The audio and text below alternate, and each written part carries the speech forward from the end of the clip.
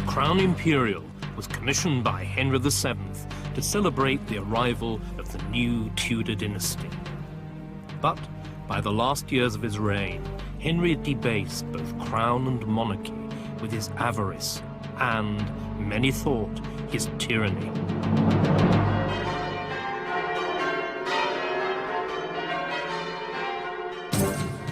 On the 24th of June, 1509, Henry VII's son, Henry VIII, was crowned in front of the high altar of Westminster Abbey.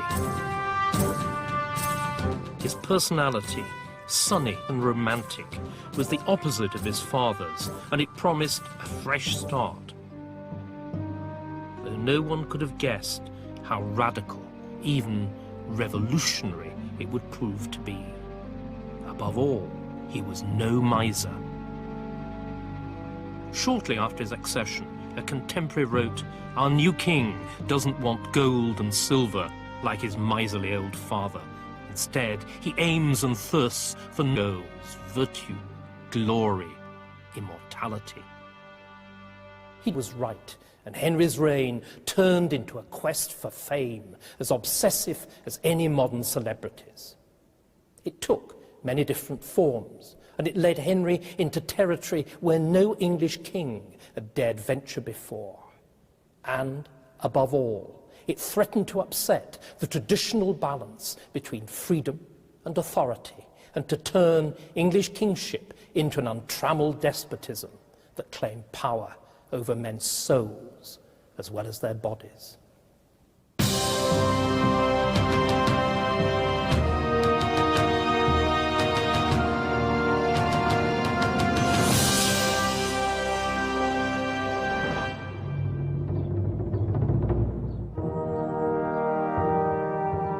At the time of Henry's birth in 1491, the Tudors were a new, not very secure dynasty.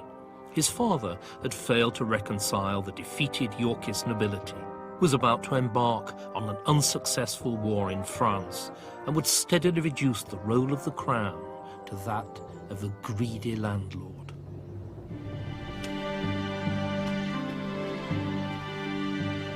This dubious inheritance, however, was not destined for Henry, but for his elder brother Arthur, Prince of Wales and heir to the throne.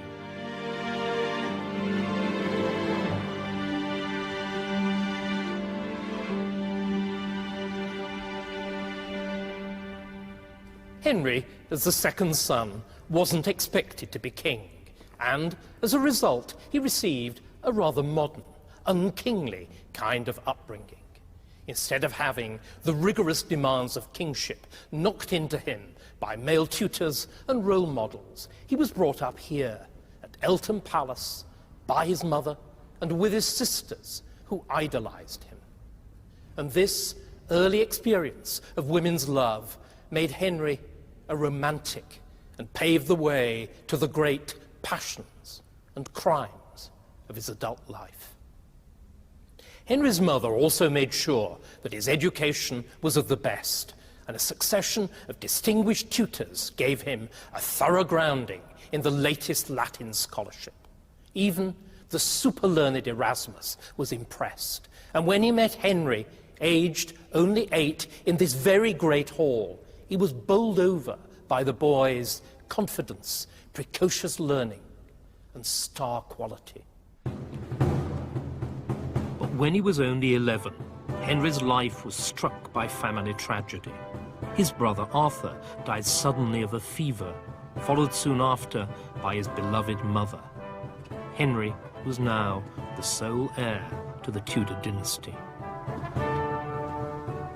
For the boy, his new status was a double-edged sword. He might be the Prince of Wales, but the carefree life that he'd known was gone forever.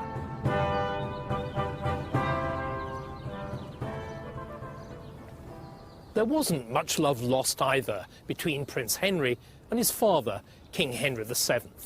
Henry was growing up fast, and he was already taller and broader than his father. But the king, aware that the whole future of the Tudor dynasty depended on the life of his only surviving son, was fiercely protective. The conflict came over participation in extreme sports. Henry wanted to take part in the manly, aristocratic sport of jousting. But because it was so dangerous, his father allowed him to ride only in unarmed training exercises.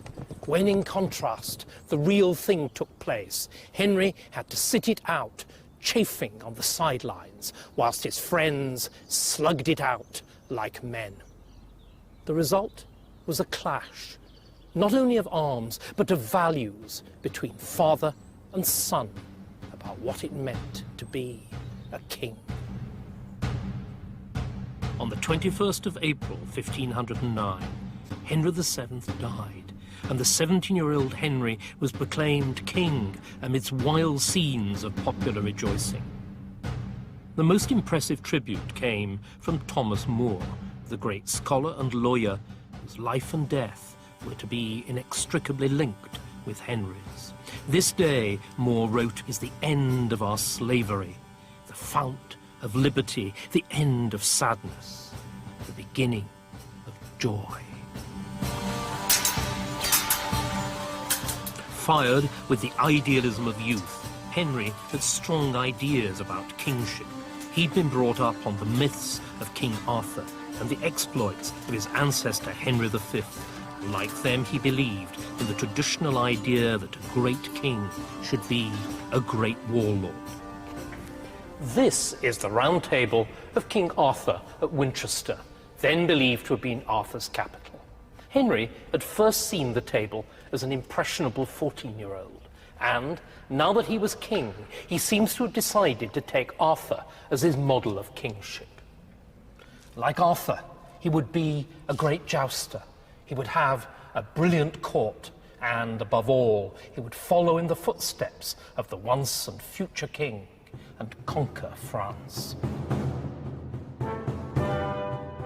To this end, one of Henry's first acts as king was to marry his brother's widow, the Spanish princess, Catherine of Aragon, who was 6 years his senior. The marriage would sow the seeds of upheaval and revolutionary change in the English monarchy.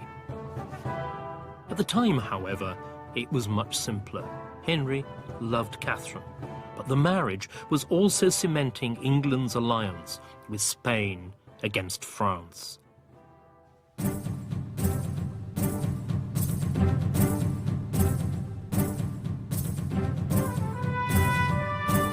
Henry was rearming England, and in 1511 he got the Council's agreement for war. On the 28th of June 1513, the English army crossed the Channel to France. For the first time in almost a century, Parliament had proved willing to vote serious war taxation. The result was the largest and best organised English army since Agincourt. Henry, like his great hero, Henry V, led the English army in person. He even came under fire, occasionally. He defeated the French in the Battle of the Spurs, so called because the French knights ran away so quickly, captured important prisoners, and took 2 French cities after set-piece sieges. Henry hadn't conquered all of France, of course, but otherwise he'd done everything that he'd set out to do. He'd restored the reputation of English arms. He'd made England once more one of the big 3 European powers, alongside France and the Habsburg Empire. And above all, he'd covered himself in glory. At the same time, however, Henry, or rather Catherine, since it was always the woman who was blamed, had failed to produce an heir. She gave birth to a short-lived son in 1511, but then followed miscarriage after miscarriage. Henry was surprisingly understanding, but how long could he wait for a son?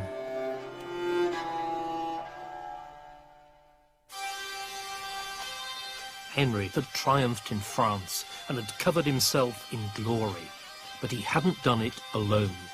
The architect of his victories was Thomas Wolsey. A butcher's son from Ipswich, Wolsey had risen from nothing through his intelligence, drive and ambition. Though nominally only a royal chaplain, it was he who'd organised the whole French campaign. His rewards were to be commensurate. In quick succession, he became bishop, archbishop and cardinal. As papal legate, he was the Pope's personal representative in England. And as Lord Chancellor, he was the King's indispensable friend and counsellor.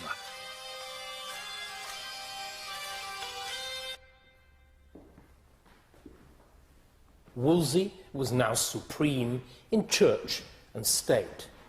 But as much as his power, contemporaries were impressed by his overweening, flamboyant character, by his taste, his magnificence, and his sense of display, whose supreme monument is his great palace here at Hampton Court. But we should not let this outward display deceive us about the reality of Wolsey's power. Wolsey had risen only because he was able to deliver what Henry yearned for, glory in war. And he would survive only if he were able to continue to deliver what Henry wanted, whatever it might be. But Wolsey and Henry had a problem.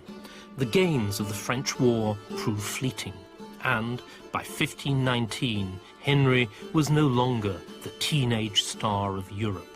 There was a new, young, warlike king of France, Francis I, and a new, even younger, Habsburg Emperor, Charles V, Queen Catherine's nephew, who ruled in his own right Spain, Germany, the Netherlands, and most of Italy.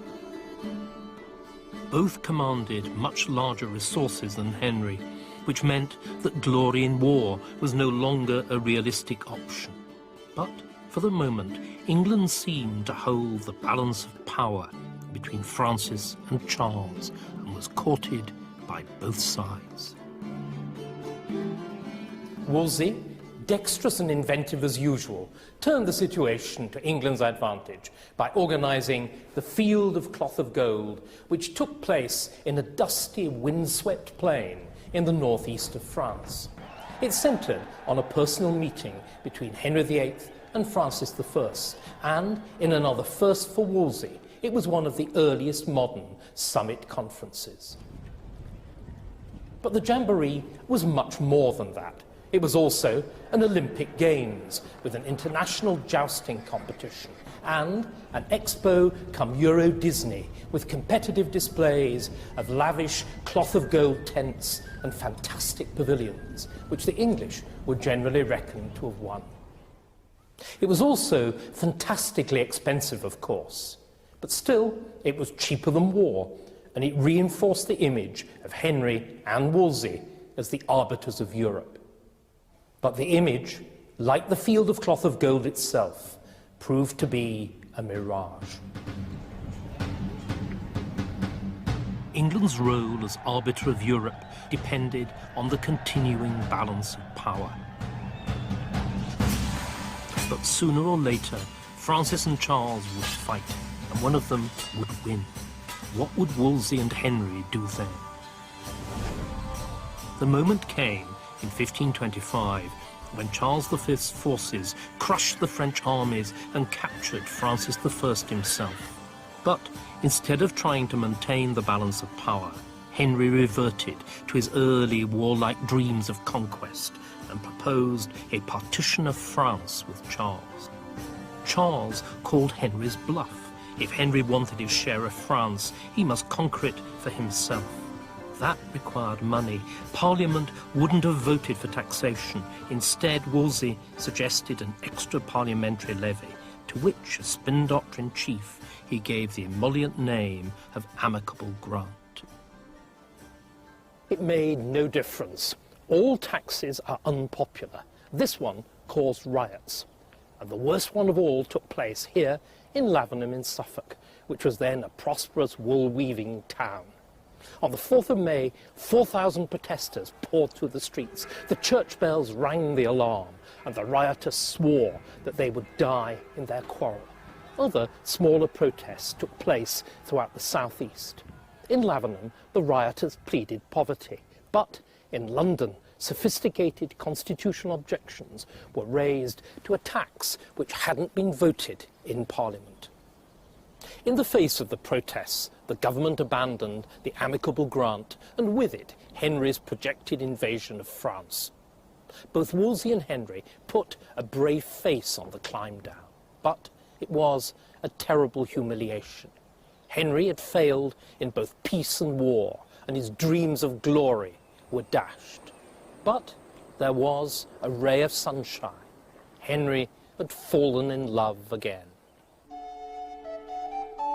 He'd also begun seriously to fall out of love with his wife, Catherine of Aragon. He'd had mistresses, even an acknowledged son by one of them. The real problem instead came from Catherine's own situation. The age difference between Henry and Catherine is now really beginning to tell, as this pair of miniatures also shows. Henry himself here, then aged 34, has kept his youthful looks, but Catherine, already 40, is wearing badly. As the massive neck and shoulders in the portrait shows, her once trim figure is fat, whilst her face, which had used to be so pretty, is now round and blotched and bloated. Catherine had been more or less continuously pregnant for the first 10 years of her marriage, and it had played havoc with her figure. If there had been sons, none of this would have mattered. But of all those pregnancies, only a single child had survived, a daughter, Mary. And a woman who'd lost her looks, was past childbearing age, and hadn't produced an heir, was vulnerable indeed.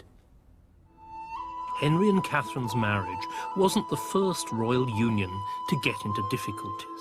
The man whose responsibility it was to sort out such problems was the Pope in Rome, head of the Catholic Church to which England, like all the rest of Western Europe, belonged. But at just this moment, the Pope's position was under greater threat than ever before.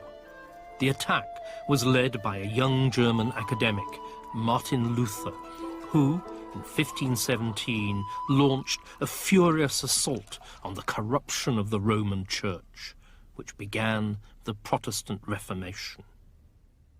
Henry and his minister, Cardinal Wolsey, were united in their horror at Luther's heretical attack on the Church.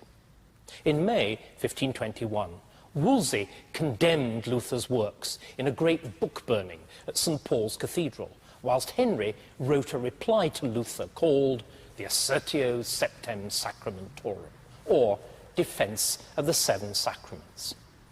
It's the first book to be written by an English king since Alfred the Great, and it's written in Latin and set in the latest Roman type for circulation to a sophisticated, select European audience. But above all, Henry's book was loud in its defence of the papal monarchy over the Church.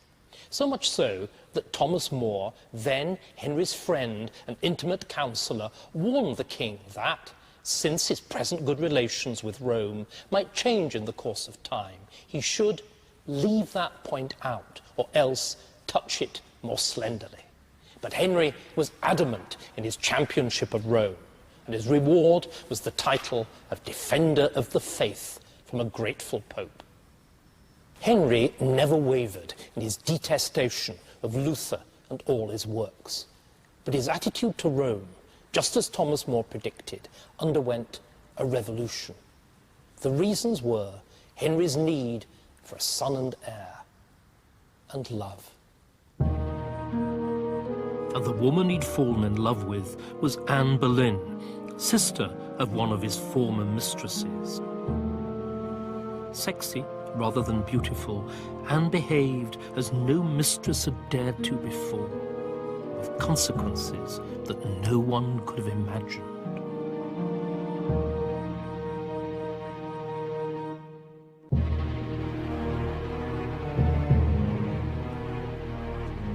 By the mid-1520s, Henry's reign had hit the buffers.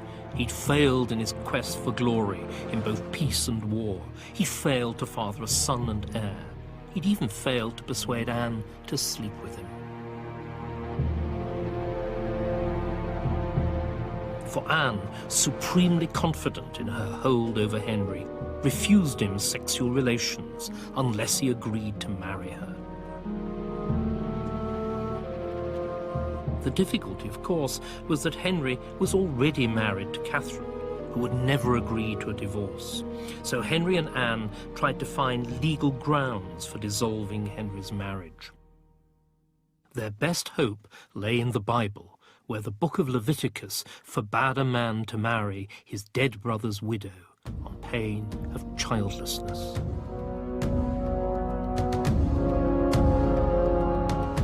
It was for this reason that Henry had received a special dispensation from Rome to permit him to marry Catherine. But now Henry's lawyers argued that, since the marriage broke biblical law, Rome had exceeded its powers and the marriage was invalid. The case was submitted for decision to the man who was both the Pope's personal representative in England and Henry's own chief minister, Cardinal Wolsey. Here, in the subterranean bowels of the Ministry of Defence building in Whitehall in London, amidst the ducting, the central heating pipes, and the spooks, there is an extraordinary survival of the Tudor world. And here it is. It's the wine cellar of the town palace of Cardinal Wolsey, known as York Place, that once stood on this site. And actually, above where I'm standing here, on the first floor, there was the principal reception room of the palace, known as the Great Chamber. It was almost certainly in this Great Chamber, on the 17th of May, 1527, that there opened the first trial of the marriage of Henry VIII. It's known as the secret trial, since Catherine was kept in the dark, and Henry was confident that Wolsey would rule his marriage invalid. Instead, to enormous surprise, on the 31st of May, Wolsey adjourned the court indefinitely on grounds of the difficulty of the case. Why did Wolsey, who owed everything to Henry, defy the king's wishes? Was it because of the reluctance of his fellow judge? Did Wolsey fear Anne Boleyn's power as queen? Were his legal doubts genuine? Or was it, above all, because he felt that in a matter of such moment, the Pope himself must be involved? Whatever his reasons, the delay was crucial. For, at exactly the same moment, events were unfolding in Rome, which would make it impossible for the Pope, even if he'd wished, to come down on Henry's side. 2 days after Wolsey adjourned the court, news reached England that the troops of the Emperor Charles V had taken Rome, sacked and pillaged the city, and driven the Pope to take refuge in the Castel Sant'Angelo here. The Pope was now in the power of Catherine's nephew, and he would remain so for the foreseeable future. This meant that Henry's hopes of a quickie divorce were at an end. Henry and Anne had thought to be married in months. Instead, the months stretched into years as the Pope strung out Henry with legal manoeuvres and diplomatic subtleties. But with the failure of the second divorce trial in 1529, Henry's patience was at an end. So, just as importantly, was Anne's. Wolsey knew his power and his life were at stake. Desperate to find his way back into Henry's favour, he wrote the king a long letter setting out the case for his own approach to the divorce. He sat down at his desk at 4 a.m, never, his valet noted, rising once to piss, nor yet to eat any meat, but continually wrote his letters with his own hand. But not even Wolsey could change the reality of European power politics. Faced with the brute fact of Charles V's power, Wolsey, for all his cleverness and confidence, was unable to persuade the Pope to disavow his predecessor's dispensation. This failure cost him his job as the king's minister, and it would have cost him his head if he'd lived longer. Wolsey died cursing Anne for causing his downfall and predicting the ruin of the Church of England. So, blocked in Rome, Anne Boleyn, who was a Lutheran sympathiser, encouraged Henry to turn to Rome's English opponents, who were concentrated in Cambridge. It's not what you know, but who you know, we're told. In the case of Thomas Cranmer, it was both. When the divorce crisis began, Cranmer was an obscure theology don at Cambridge, where, along with his colleagues in the faculty, he probably preached from this very pulpit here in St. Edward's Church. But in the summer of 1529, a chance meeting with two Cambridge acquaintances brought Cranmer to the notice of Henry and Anne. The consequences transformed Cranmer, his world and ours. For Henry, Cranmer said, had been going about the divorce in the wrong way. He'd been treating it as a legal matter, but it wasn't. It was moral. And in morals, the Bible supplied absolute answers of what was right and what was wrong. And there were experts who knew which was which. They were university theologians, like Cranmer himself. Only, therefore, let Henry consult the universities, and he would have a clear, unambiguous verdict in favour of the divorce, which even Rome and the Pope would have to recognise. The argument was music to Henry's ears, and the canvas of university opinion began, starting in Cambridge itself. This courtyard was the centre of the medieval University of Cambridge. Up there, on the first floor, is the room where the Regent House, then the governing body of the university, debated its verdict on Henry's divorce. Cranmer had thought that it would be high-minded and straightforward. In fact, both sides played dirty and used every device of the academic politician: rigged committees, selective terms of reference, and straightforward bullying and bribing. But after 2 days of toing and froing, the university delivered the verdict that Henry wanted. Cambridge would be on the side of the winners in Tudor England. And now Henry's envoys set out for the continent to pit the arguments of the King of England against the authority of the Pope. In universities across Europe, they bribed, cajoled, and threatened theologians to give a verdict in Henry's favour. Over the next few years, the whole power of the Tudor state was to be thrown against Rome and Catherine. But Catherine wasn't without her defenders. One of the boldest was her chaplain, Thomas Abel, who combined the very different roles of scholar and man of action. In the winter of 1528, Henry sent Abel on a mission to Catherine's nephew, the Emperor Charles V, in Spain, where Abel played the desperately dangerous game of double agent. Outwardly, he was working for Henry. Secretly, he was undermining the king's whole strategy on Catherine's behalf. Mission accomplished, Abel returned to England, where he quickly emerged as Catherine's most effective and outspoken scholarly propagandist, as this book shows. Abel called it, with magnificent defiance, Invicta Veritas, truth unconquered and unconquerable. In it, he attacked the verdict of the universities, which provided the whole intellectual basis of Henry's case. And the attack went home, as the king's infuriated scribbles throughout the book show. Here, Henry's irritation actually overcomes his scholarship, and he scribbles in the margin in mere English, "It is false."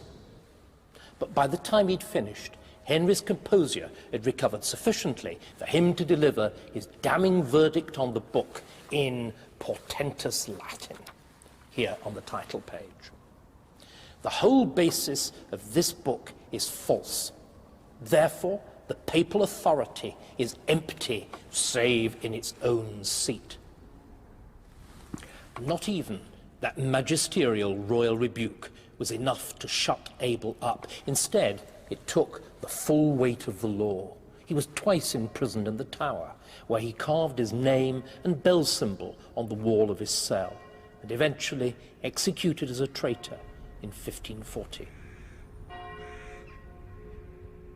But even Abel's courage proved fruitless. As learned opinions swung in his direction, Henry became bolder. He now asserted that, by virtue of his God-given office, the King of England was an emperor. As such, he was subject to no authority on earth, especially to that of the Pope. Once Henry had been the stoutest defender of papal authority, but that had changed with the problem of his divorce.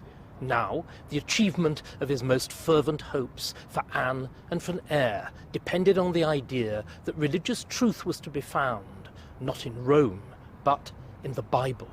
Rome instead was the obstacle that had delayed his divorce for 5 long years. It was the enemy that stood between him and Anne. But what of the Pope?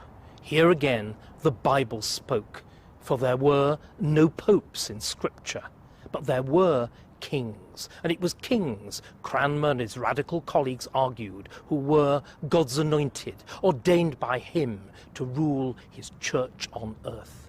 The idea appealed to Henry's thirst for glory. It offered a means to cut the Gordian knot of the divorce, and it even promised to make Henry, not the Pope, heir to the power and status of the ancient Roman emperors.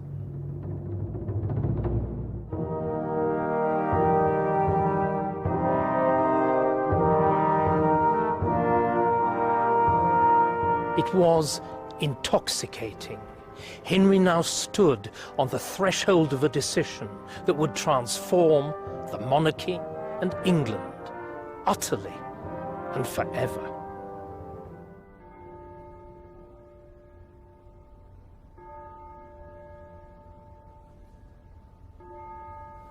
On the 19th of January, 1531, Convocation, the Parliament of the English Church, met here in the Chapter House at Westminster Abbey.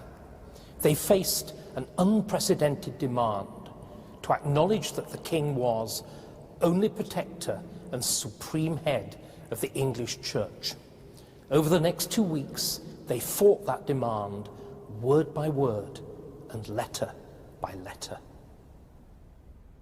Finally, the Archbishop of Canterbury proposed that Henry should indeed be accepted as supreme head in earth of the Church of England, as far as the law of Christ allows.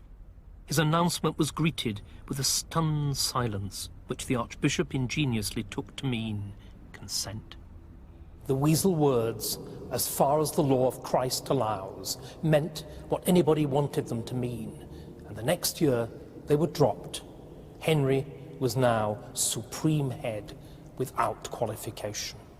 He'd also, by his actions, broken Magna Carta and the first clause of his own coronation oath, by which he'd sworn that the Church in England should be free.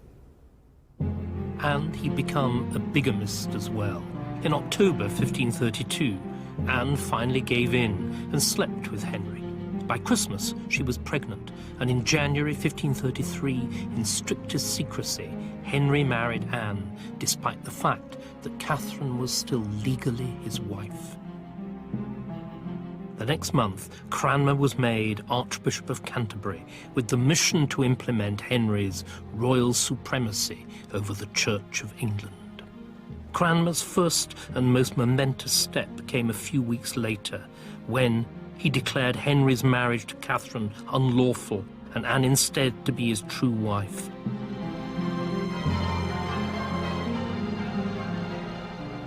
After 7 years, Henry had the woman and the queen he wanted. the London crowds grumbled. Charles V was furious and the Pope excommunicated the king.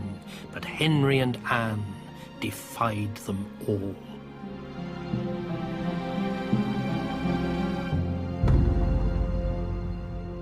Henry's second marriage and the royal supremacy, which was his intellectual foundation, were profoundly divisive. Some opposed them viscerally because they hated Anne or loved the old church. Others were more nuanced, and subtlest of all, as befits the man who'd warned Henry about exaggerating the Pope's powers when the king wrote the Assertio, was Henry's old friend and counsellor, Sir Thomas More. But opponents of whatever sort were whipped into line by laws which required them to swear a double oath, to accept the king's second marriage and to reject the papal supremacy. To refuse the oath was treason and death. More refused the oath, and he was imprisoned in steadily worsening conditions in this cell in the Tower for over a year. But when, on the 1st of July 1535, he was removed from here for his trial at Westminster Hall, it looked as though he might escape. More now did what hitherto he'd steadfastly refused to do, and spoke his mind. He could not be guilty, he said, because the English Parliament could not make Henry VIII supreme head of the Church. For the common consent of Christendom, of which England was only a tiny part, gave that title to the Pope and had done for over 1,000 years. Consternation in court. But the Lord Chief Justice recovered the situation with a characteristic piece of English legal positivism. English law was what the English Parliament said it was, he asserted. More was condemned and beheaded on the 6th of July. Working with Parliament rather than against it, Henry had hugely outdone his father. He'd invested the so-called imperial crown with a truly imperial authority over church and state. He'd even get his hands on more land and money than the miserly Henry VII could have dreamt of, and he got it by plundering the wealth of the church. There were about 500 monasteries scattered over England. Some were desperately poor, but many were rich and well run and maintained a 1,000-year-old tradition of prayer, work and learning. But a change of intellectual fashion away from monasticism made them vulnerable, and their collective wealth made them tempting. So, in 1536, the process of dissolving the monasteries began. At first, the objective was presented as reform, but it soon turned to outright abolition, and by 1540, the last abbey had gone. The monks were pensioned off, and their land, buildings and treasures confiscated. A few were retained as parish churches or cathedrals, but most were not. They were stripped of the lead on their roofs, the gold and jewels on their shrines, and left to rot.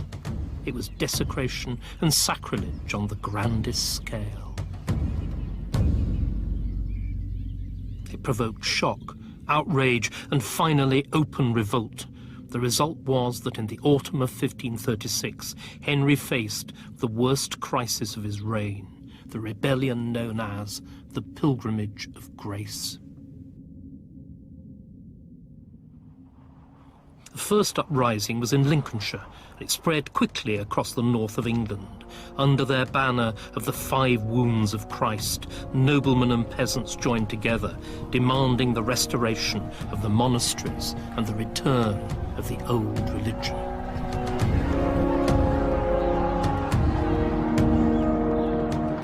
Some monks and priests played a leading part in the revolt, preaching incendiary sermons and even wearing armour. Adam Sedber, abbot of Jervaux Abbey here, wasn't one of them. Instead, when the rebel hordes turned up at the gates of his monastery, he fled to the surrounding moorland. But the threat to burn down his monastery forced him to return, however reluctantly, and join the revolt. Secure in their control of the north, the formidably well-disciplined rebel army marched south. By the time they reached Doncaster, only the king's much smaller forces stood between them and London, and perhaps Henry's throne. This area is known as Scaresbyllies, and this unprepossessing tract in a field was once the line of the Great North Road, where it crosses the broad plain on the northern bank of the River Don. And it was all around here, at dawn, on the morning of the 26th of October, that the rebels called a general muster of their troops. All the flower of the north was there. When the final count was taken, they numbered 30,000 men, with another 12,000 in reserve at Pontefract. It was the largest army that England had seen since the Wars of the Roses, and it wasn't the king's.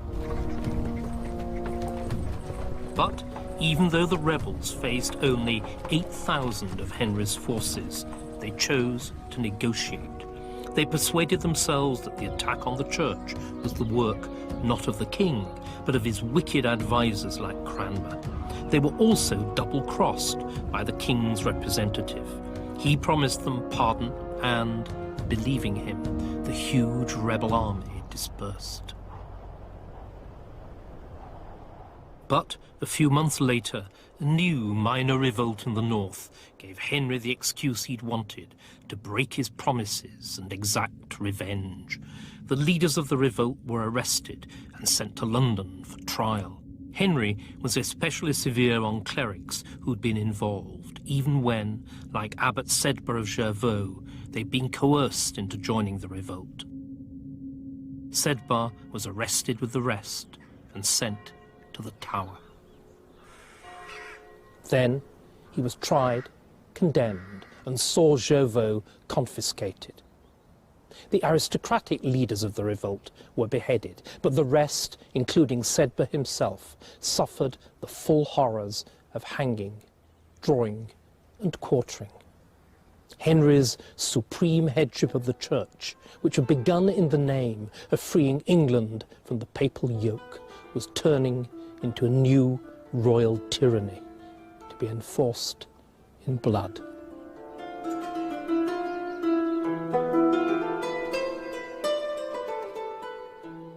And no one was exempt. In May 1536, after only 3 years of marriage, Anne was executed on trumped-up charges of adultery, incest, and sexual perversion. But her real crimes were less exotic. She'd failed to adjust from the dominant role of mistress to the submissive one of wife. And above all, like Catherine before her, she'd failed to give Henry a son.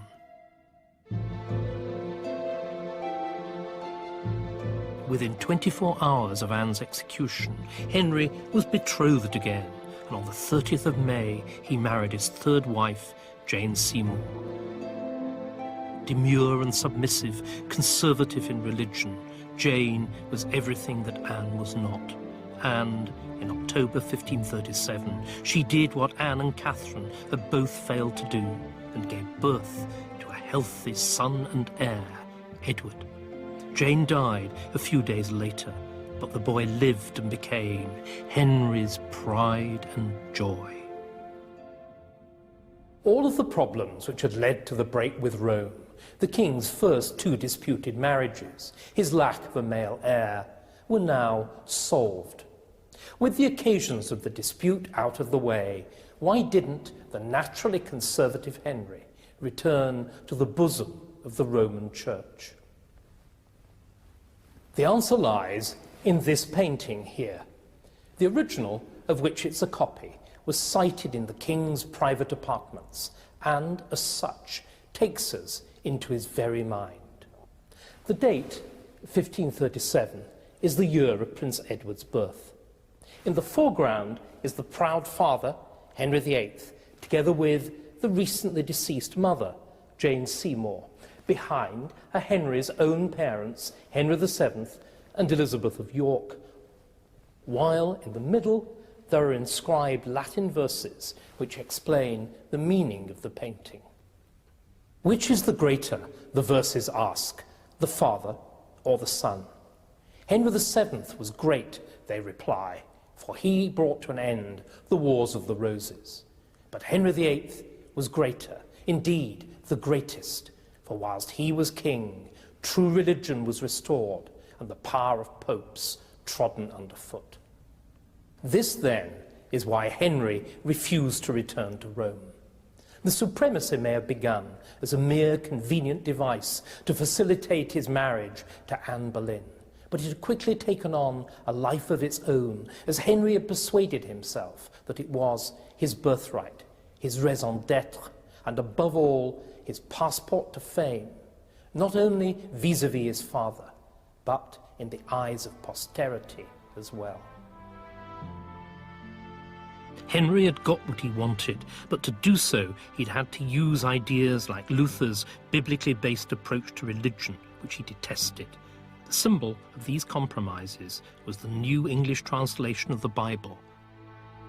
The title page shows how literally Henry took his new grand title of Supreme Head in Earth of the Church of England. At the top of the page, of course, there appears Christ as God the Son, but he's very small. Instead, the composition is dominated by the huge fleshly presence of Henry VIII. As king comes supreme head, he sits enthroned in the centre, with, on the left, the bishops, representing the clergy and the church, and on the right, the Privy Council, representing the laity and the state. Below, there are the people, who all join together in the grateful, obedient cry of Vivat, Vivat Rex, long live the king, God save the king. The title page of the Great Bible represents, in microcosm, the extraordinary achievement of Henry's reign. He'd broken the power of the Pope, dissolved the monasteries, defeated rebellion, beheaded traitors, and made himself supreme over church and state. All the powers and all the passions of a ferocious nationalism were contained in his person and at his command. But the royal supremacy also contained the seeds of its own destruction. For, in employing the new biblically based theology, Henry had allowed into England those very subversive religious ideas he'd once tried so hard to suppress. The genie of Protestantism was out of the bottle, and it was Protestantism which, only 100 years later, would first challenge the powers of the monarchy and finally dethrone and behead a king of England. It is 1544. King Henry VIII, now in the third decade of his reign, bestrides England like an aging colossus. By making himself supreme head of the Church of England, he'd taken the monarchy to the peak of its power, but at a huge personal cost. For his headship of the Church, known as the royal supremacy, had been born out of Henry's desperate search for an heir and love. The resulting turmoil of 6 marriages, 2 divorces, 2 executions and a tragic bereavement had produced 3 children. Now the king felt it was time for reconciliation. Henry's reunion with his family is commemorated in this famous painting known as the Family of Henry VIII. The painting shows Henry enthroned between his son and heir, the 7-year-old Prince Edward, and, to emphasise the line of dynastic succession, Edward's long-dead mother, Jane Seymour. Standing further off to Henry's right is Mary, his elder daughter, whom he'd bastardised when he divorced her mother. And, to Henry's left, his younger daughter, Elizabeth, whom he'd also bastardised when he'd had her mother beheaded. But the painting is more than a family portrait. It's also a symbol of the political settlement by which Henry hoped to preserve and to prolong his legacy. He decided that all 3 of his children would be named as his heirs. His son Edward would, of course, succeed him, But if Edward died childless, the throne would pass to Henry's elder daughter, Mary. And if she had no heir, then her half-sister Elizabeth would become queen. The arrangement was embodied both in the king's own will and in a parliamentary act of succession. Henry's provisions for the succession held, and through the rule of a minor and 2 women, gave England a sort of stability. But they also ushered in profound political turmoil as well, since, it turned out, each of Henry's 3 children was determined to use the royal supremacy to impose a radically different form of religion on the English. Join David Starkey next week for the turmoil that followed the death of Henry VIII and the succession of his children when Monarchy returns next Tuesday night. But coming up, it's Late Line and then Late Line Business.